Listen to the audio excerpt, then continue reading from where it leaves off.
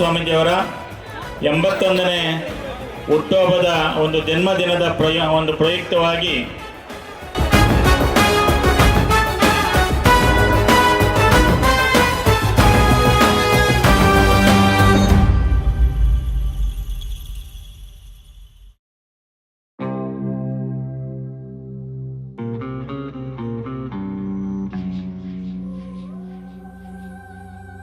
परमसुखदं केवलं ज्ञानमूर्तिं द्वन्द्वातीतं गगनसदृशं तत्त्वमस्यादिलक्ष्यम् एकं नित्यं विमलम् अचलं सर्वधि साक्षिभूतं भावातीतं त्रिगुणरहितं सद्गुरुं तं नमामि।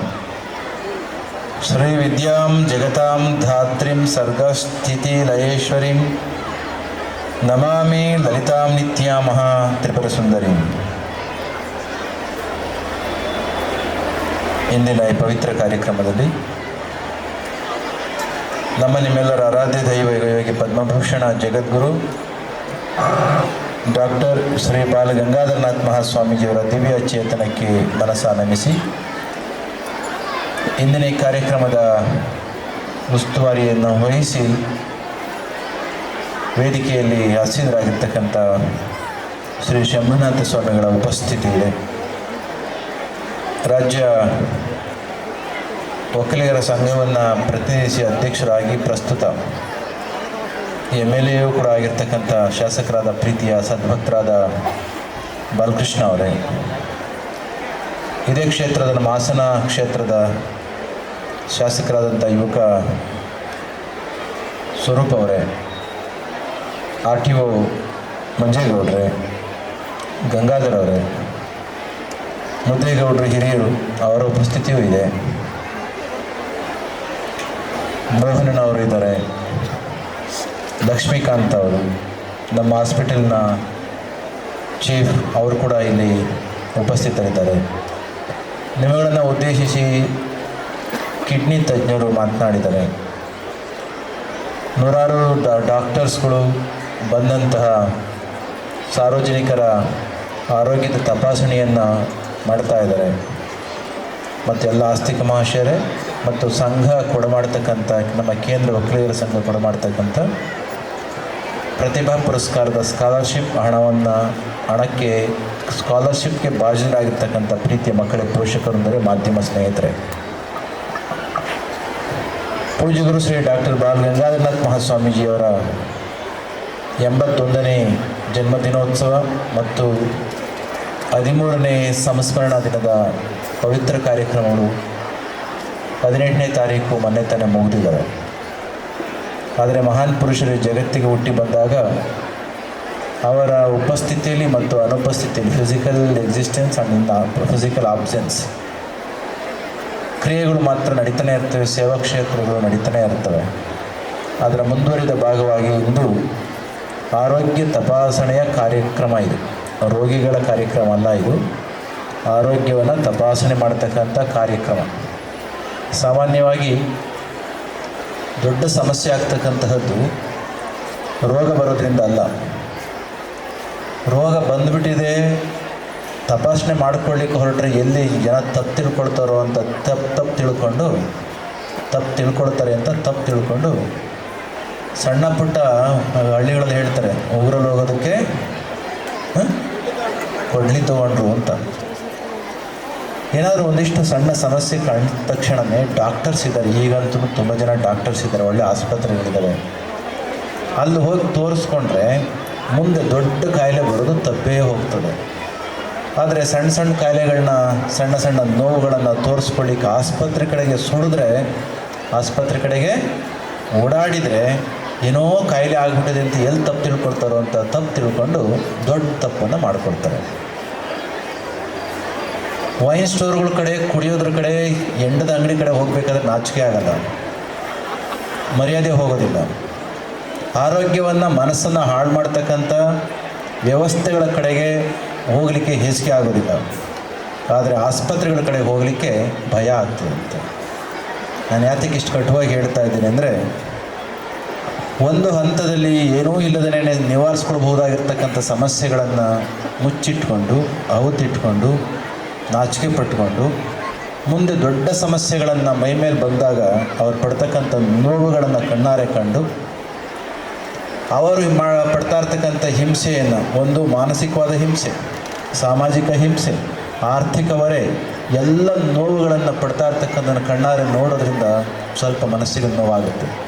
ಈ ದೃಷ್ಟಿಯಿಂದ ಇವತ್ತು ಪೂಜ್ಯ ಗುರೂಜಿಯವರ ಸಂಸ್ಮರಣೆಯ ನೆಪದಲ್ಲಿ ಇವತ್ತು ನಮ್ಮ ಸಾರ್ವಜನಿಕ ಬಂಧುಗಳಿಗೆ ನಮ್ಮ ಆರೋಗ್ಯ ಸರಿ ಇದೆಯೋ ಇಲ್ಲೋ ಒಂದು ಸ್ವಲ್ಪ ನೋಡಿಬಿಡಿ ಡಾಕ್ಟ್ರೇ ಅಂತ ನಮ್ಮನ್ನು ನಾವು ಅವರಿಗೆ ತೊಡಗಿಸ್ಕೊಡ್ತಕ್ಕಂಥದ್ದು. ಉದಾಹರಣೆಗೆ ಬಾಲಣ್ಣ ಜೊತೇಲಿ ಬರ್ತಾಯಿದ್ದು ನಮ್ಮ ಶಾಸಕರು, ಅವ್ರಿಗೆ ನಾನು ಒಂದು ಸ್ವಲ್ಪ ಚೆಕ್ ಮಾಡಿಸೋದೆ, ನಾನು ಚೆನ್ನಾಗಿದ್ದೀನಿ ಬಿಡಿ ಸ್ವಾಮೀಜಿ, ಬೆಳಗ್ಗೆ ತನ 5 ಕಿಲೋಮೀಟ್ರ್ ವಾಕ್ ಮಾಡಿದ್ದೀನಿ ಅಂತ ಹೇಳಿದ್ರು. Nothing doing, you have to undergo procedure ಅಂತ ಹೇಳಿ ಅವರಿಗೆ ನೋಡಿಸಿದೆ. ಫಸ್ಟು BP ಚೆಕ್ ಮಾಡಿಸಿದ್ವಿ, BP ಪರ್ಫೆಕ್ಟ್ ಆಗಿದೆ, ನಾರ್ಮಲ್ ಆಗಿದೆ. ಅಣ್ಣನಿಗೆ ಖುಷಿ ಆಯಿತು ಅವ್ರಿಗೆ. ಹಾಗೇ ಮುಂದಕ್ಕೆ ಹೋದ್ವಿ, ಚುಚ್ಚದು ಇಟ್ಕೊಂಡಿದ್ರು. ಎಂಥದ್ದು? ಶುಗರ್ ಚೆಕ್ ಮಾಡೋಕ್ಕೆ ಅಂತ. ನಾನು ತಾನೇ ಬೆಳಗ್ಗೆ ತಿಂಡಿ ಮಾಡಿಸ್ಬೇಕಾದ್ರೆ ತುಂಬ ಸ್ವೀಟ್ ಬೇರೆ ತಿನ್ನಿಸ್ಬಿಟ್ಟಿದ್ದೆ. ಅವ್ರ ಮನೆಯವರು ತುಂಬ ಹೊಟ್ಟೆ ತುಂಬ ಊಟ ಮಾಡಿ ಕಳಿಸ್ಕೊಟ್ಟಿದ್ರು. ಆದ್ರೂ ಮಠಕ್ಕೆ ಬಂದಾಗ ಪ್ರಸಾದ ಅಂತ ಹೇಳಿ ಒಳ್ಳೆಯ ಸ್ವೀಟ್ ಬೇರೆ ತಿನ್ನಿಸಿದ್ದು ಅವ್ರಿಗೆ ಭಯ ಇತ್ತು. ಏನು, ನನ್ನ ಶುಗರ್ ಲೆವೆಲು ತುಂಬ ಶೂಟಪ್ ಆಗಿರಬೇಕು, ಇವರೆಲ್ಲರ ಮುಂದೆ ಮರ್ಯಾದೆ ಹೊಟ್ಟೋಗುತ್ತಾರ ಅಂತ ಜಸ್ಟ್ ವಾಸ್ ಹೆಸಿಟೇಟಿಂಗ್ ಎ ಬಿಟ್.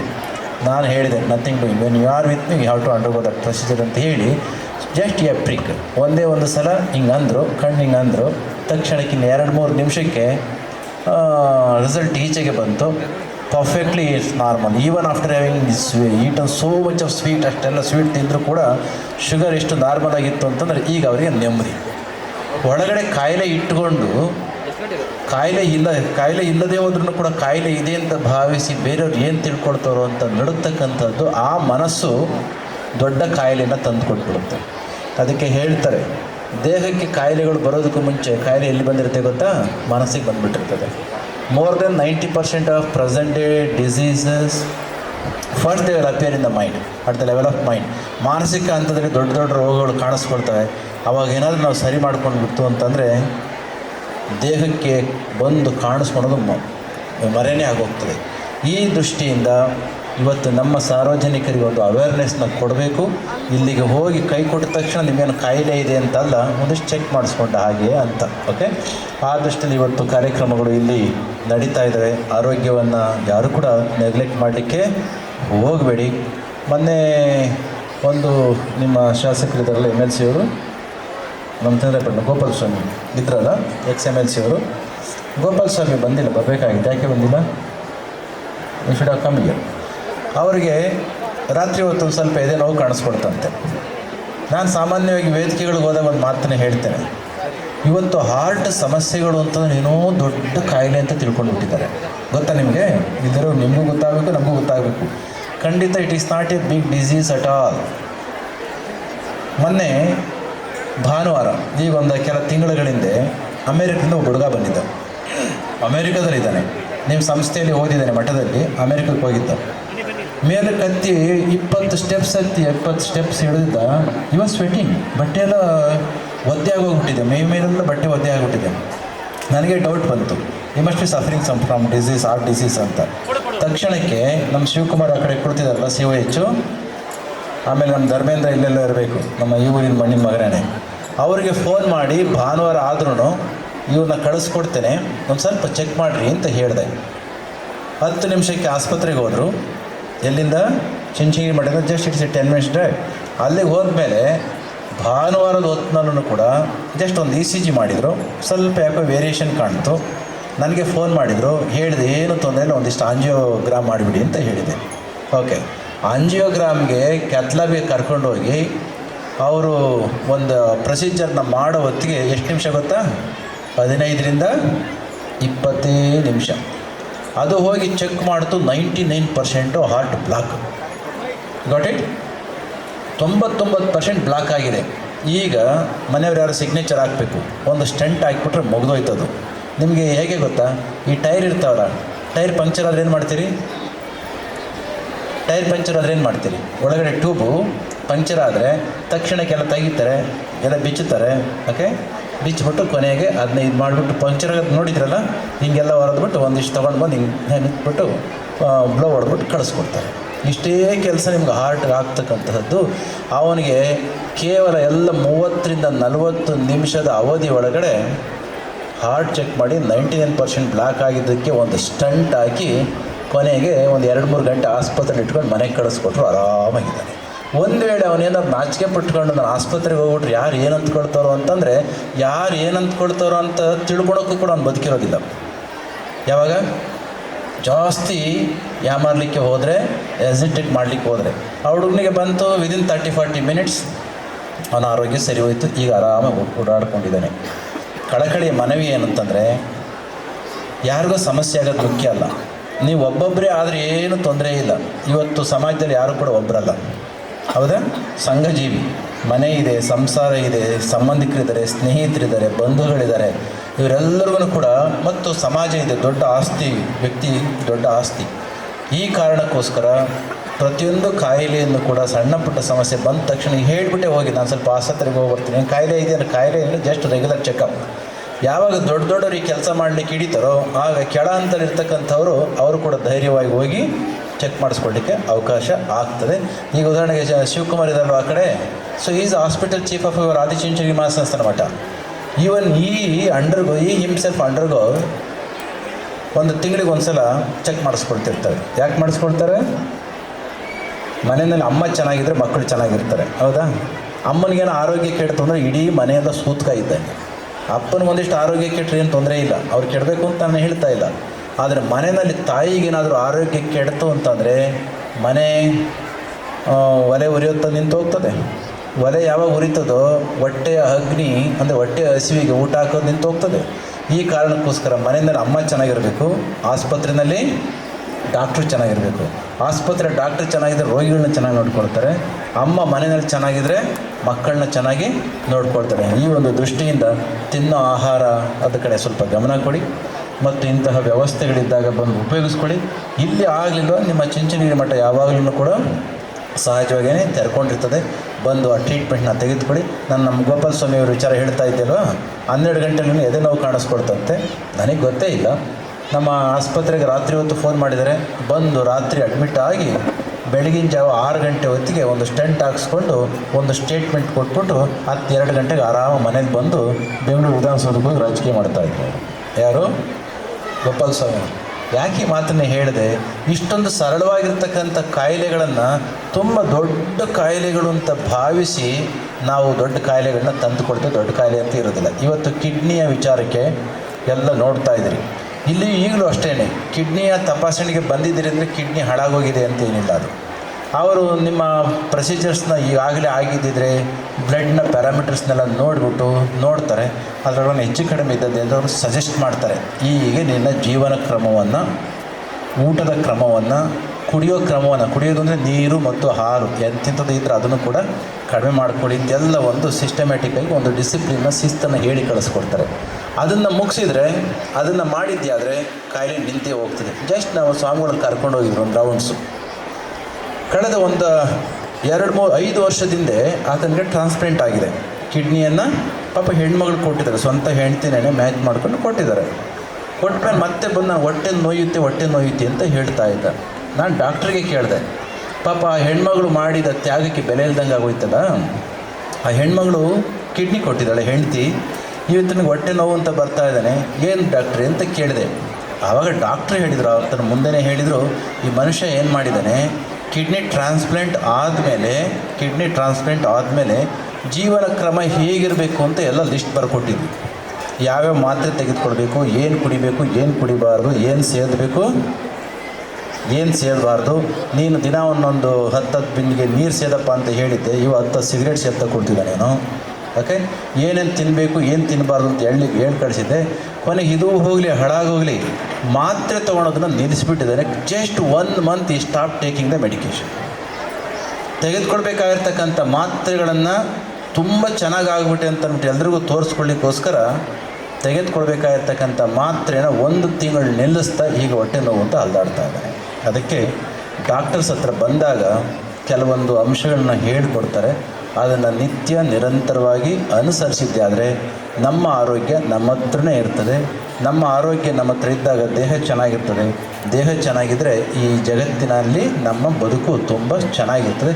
ಇಂತಹದ್ದೊಂದು ಅವೇರ್ನೆಸ್ಗೋಸ್ಕರ, ತಿಳುವಳಿಕೆಗೋಸ್ಕರ, ಅರಿವಿಗೋಸ್ಕರ ಇಂತಹ ಕಾರ್ಯಕ್ರಮವನ್ನು ಇಲ್ಲಿಯೇ ಆಗಬೇಕು ಅಂತ ಹೇಳಿ ನಿಮ್ಮ ಶಂಭುನಾಥ ಸ್ವಾಮಿಗಳು ಆದಿಚುಂಚನಮಹಾಸಂಸ್ಥಾನ ಮಠದ ವತಿಯಿಂದ ಮತ್ತು ನಮ್ಮ ಒಕ್ಕಲಿಗರ ಸಂಘ ಮತ್ತು ವಿವಿಧ ಸಂಘ ಸಂಸ್ಥೆಗಳು ಅವರವರ ಸಂಸ್ಥೆಗಳನ್ನ ಕಳಿಸಿ ಉತ್ತಮವಾಗಿರ್ತಕ್ಕಂಥ ಕಾರ್ಯ ಇಲ್ಲಿ ಆಗ್ತಾ ಇದರ ಉಪಯೋಗವನ್ನು ಪಡ್ಕೊಳ್ಳೋ ಹಾಗೆ ನಿಮ್ಮ ಸ್ನೇಹಿತರಿಗೆ, ನಿಮ್ಮ ಬಂಧು ಬಾಂಧವರಿಗೆ ಮತ್ತು ಸಮಾಜದಲ್ಲಿರ್ತಕ್ಕಂಥ ಎಲ್ಲರಿಗೂ ಕೂಡ ಅರಿವನ್ನು ಮೂಡಿಸಿ ಅಂತ ಹೇಳಿ ಈ ಒಂದು ಕಿಡ್ನಿ ಟ್ರಾನ್ಸ್ಪ್ಲಾಂಟೇಷನ್ ಕೂಡ ಸ್ವಲ್ಪ ಟೈಮ್ ತೊಗೊಳುತ್ತಷ್ಟೇ, ಅದೇನು ದೊಡ್ಡ ಕಾಯಿಲೆ ಏನಲ್ಲ. ಮೊನ್ನೆ ತಾನೇ ನಿಮ್ಮ ಶಂಭುನಾಥ ಸ್ವಾಮಿಗಳು ಹೇಳ್ತಿದ್ರಲ್ಲ, ನಾನು ನೋಡೋಣ ಅಂತ ಹೇಳಿ ನಮ್ಮ ಆಸ್ಪತ್ರೆಯಲ್ಲಿ ಪ್ರಾರಂಭ ಮಾಡಿದ ಮೇಲೆ 25ನೇ ಕಿಡ್ನಿ ಟ್ರಾನ್ಸ್ಪ್ಲಾಂಟೇಷನ್ನ ನೀವು ನೋಡಬೇಕು ಅಂತ ನಾನು ಕರ್ಕೊಂಡೋದ್ರು. ಈ ಹಿಂದೆ ಪ್ರಾರಂಭ ಮಾಡಿದಾಗ ಮಧ್ಯೆ ಆಗಾಗ ನೋಡ್ತಾ ಇದ್ದೆ, ಸ್ವಲ್ಪ ಹೊತ್ತು ಹೋಗಿ ಬರ್ತಾ ಇದ್ದೆ. But doctors for very much particular for entire the procedure length you should be here ಅಂತ. ಸರಿ, ಹೋದೆ. ಅಲ್ಲಿ ಹೋಗಿ ನೋಡಿದರೆ ಆ ದಿನ ಪರ್ಟಿಕ್ಯುಲರ್ಲಿ 2 ಸರ್ಜರಿಗಳಾಗಿದ್ದವು, 2 ಟ್ರಾನ್ಸ್ಪ್ಲಾಂಟೇಷನ್ಸ್ ಆಗಿದ್ದವು. ಬೇಸರ ಆಗೋದೇನು ಗೊತ್ತಾ, 2 ಟ್ರಾನ್ಸ್ಪ್ಲಾಂಟೇಷನ್ ಆದ ಹುಡುಗರುಗಳು, ಒಬ್ಬನಿಗೆ 24 ವರ್ಷ, ಇನ್ನೊಬ್ಬನಿಗೆ 32 ವರ್ಷ. ಒಬ್ಬನಿಗೆ 24, ಇನ್ನೊಬ್ಬನಿಗೆ 30 ವರ್ಷ. 24 ವರ್ಷದ ನಮ್ಮ ಮುಸಲ್ಮಾನ್ ಬಾಂಧವ ಹುಡುಗನಿಗೆ ಕಿಡ್ನಿನ ದಾನ ಮಾಡಿತ್ತು 65 ವರ್ಷದ ಅವರಪ್ಪ.